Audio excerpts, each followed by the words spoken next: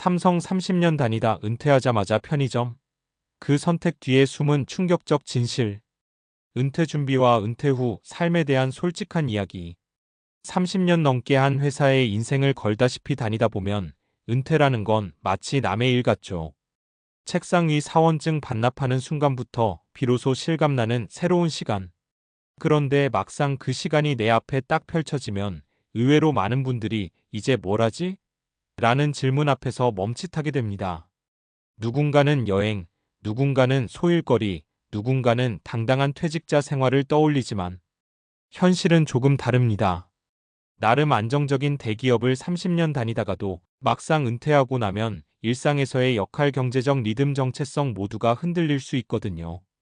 그래서 요즘 주변에서 들리는 이야기들. 삼성 30년 다니고 나서 편의점 한다더라. 대기업 출신인데 왜 또 이래? 이런 말들 사실 다 그 안에 나름의 이유와 현실이 숨어 있습니다. 오늘은 그 충격적 진실이라기보다는 은퇴 후 우리가 맞닥뜨리는 현실의 진짜 모습, 그리고 그걸 어떻게 준비할 수 있을지 조금 더 인간적인 시선으로 풀어보려고 해요. 은퇴 후 사람들이 예상보다 빨리 뭔가를 시작하는 이유. 은퇴라는 말은 좋다, 부럽다 같은 단어와 함께 들리지만 정작 은퇴를 겪어본 분들은 이런 얘기를 많이 해요. 아침에 일어나서 갈 데가 없으니까 숨이 턱 막히더라. 아무것도 안 해도 된다니 좋긴 한데 며칠 지나니 불안해. 회사에서 인정받을 땐 몰랐는데 집에서 가만히 있으니 나 자신이 흐릿해지는 느낌? 그래서 많은 분들이 소규모 창업, 특히 편의점, 카페, 택배 배달, 경비 운전 업무 같은 비교적 진입 장벽이 낮은 일로 다시 사회활동을 시작합니다. 그걸 두고 누군가는 왜 다시 일을 하느냐고 묻지만 실은 그 선택 뒤에는 경제, 정서, 사회적 이유가 동시에 존재합니다. 1. 경제적 이유. 대기업이라도 연금만으로 충분하지 않은 경우가 많습니다. 특히 부모 부양, 자녀 지원, 주택대출 등이 남아있다면 은퇴 후에도 현금 흐름이 필요하죠. 이 정서적 이유. 나도 여전히 사회에서 쓰임이 있다는 느낌은 굉장히 중요합니다. 일이 단순히 돈벌이 이상으로 자존감 유지의 역할을 해요. 3. 사회적 이유. 동료 없이 하루 종일 혼자 지내는 건 많은 분들에게 큰 스트레스입니다. 일을 하면 최소한 사람을 만나고 관계를 유지할 수 있습니다. 실제로 있었던 3가지 사례.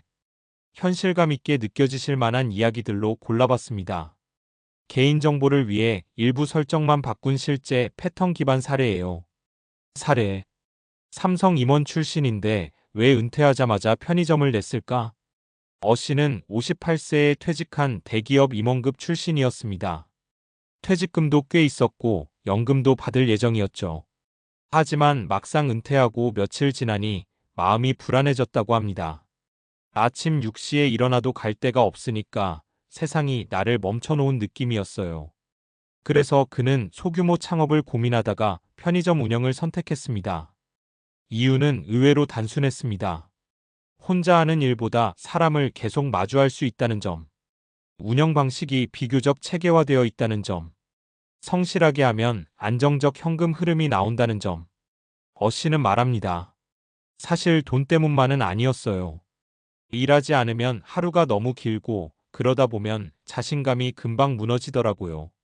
지금 씨는 예전보다 소득이 줄었지만 사는 맛은 오히려 더 난다고 했습니다.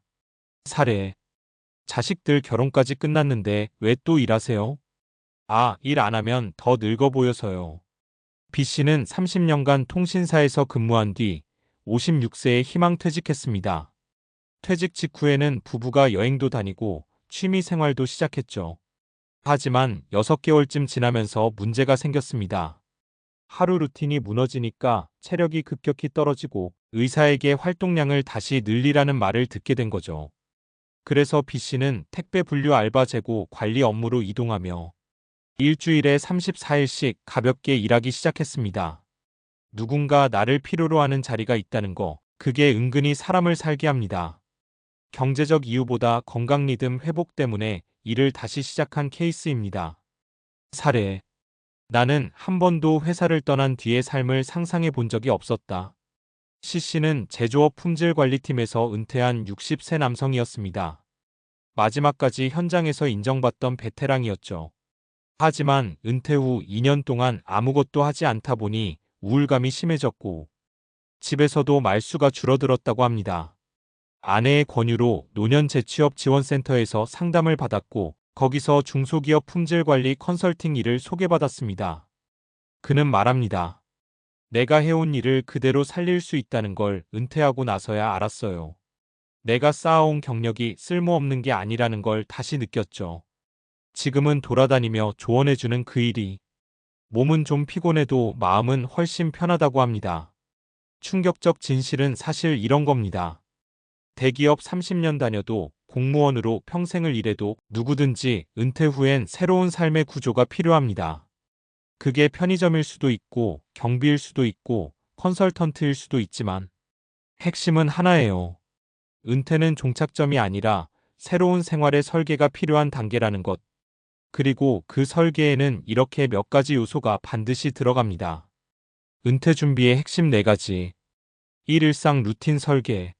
일이 사라지면 가장 먼저 무너지는 건 하루 구조입니다.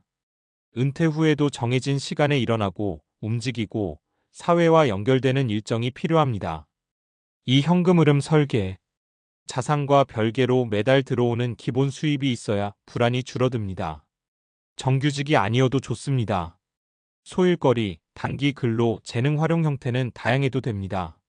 3. 정체성 재구성. 삼성 직원, 팀장, 과장 같은 호칭은 은퇴와 함께 사라집니다. 하지만 사람의 정체성은 사라지면 안 되죠. 취미, 봉사, 강의, 소규모 사업 등 새로운 사회적 역할의 발견이 필요합니다. 사관계 유지. 은퇴 후 가장 위험한 건 고립.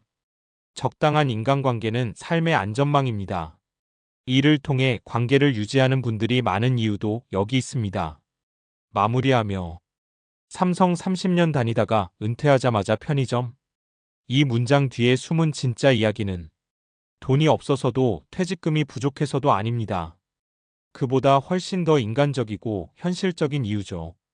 사회와 연결되고 싶어서, 역할을 이어가고 싶어서, 규칙적인 하루가 필요해서, 스스로에게 당당하고 싶어서, 그리고 무엇보다 은퇴가 인생의 마침표가 아니기 때문입니다. 우리 모두에게는 퇴직 이후에 또 다른 30년이 남아있으니까요. 그 30년을 어떻게 채울지는 퇴직 직전이 아니라 지금부터 준비해야 합니다.